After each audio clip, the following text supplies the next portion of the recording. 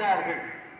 கோலாலம்பூரிலே அம்மையாருக்கு இந்து விருத்தி சங்கம் பெருவிழா எடுத்தார்கள். அதே போல சிங்கப்பூர் சம்பவ விநாயகர் கோயிலே அம்மையார் தொடர் சொற்பொழிவாற்றினார். சிங்கப்பூர் மலேசியா சொற்பொழிவுகள் என்று ஒரு புத்தகம் எழுதினார்.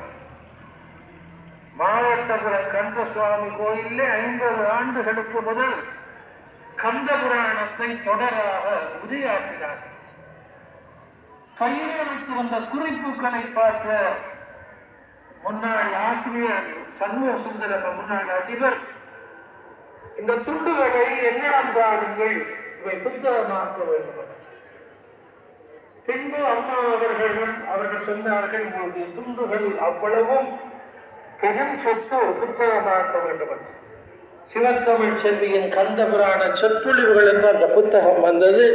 நாளைய தினம் நல்லூர் துர்கா மணிமண்டபத்திலே அந்த புத்தகம் 3ஆம் பதிப்பு வெளியிட இருக்கிறது.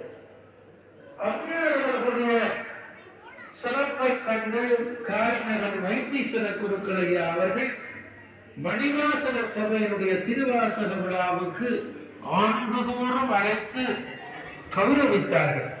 அங்கேதான் சிவத்தமிழ் செல்வி என்கின்ற விருது வழங்கப்பட்டது. அம்மாவுக்கு 100க்கும் மேற்பட்ட பட்டங்கள் இருந்தாலும் வைத்தீஸ்வர குருக்கள் கொடுத்த பட்டத்தையே அம்மா தன்னோடு இணைத்துக் கொண்டார். இன்றைக்கு சிவத்தமிழ் செல்வி என்றால் இந்த நாட்டிலே மட்டுமில்லை, இந்தியா உலகம் முழுவதும் பார்க்கின்ற சைவ என்பதற்கு தெரியும்.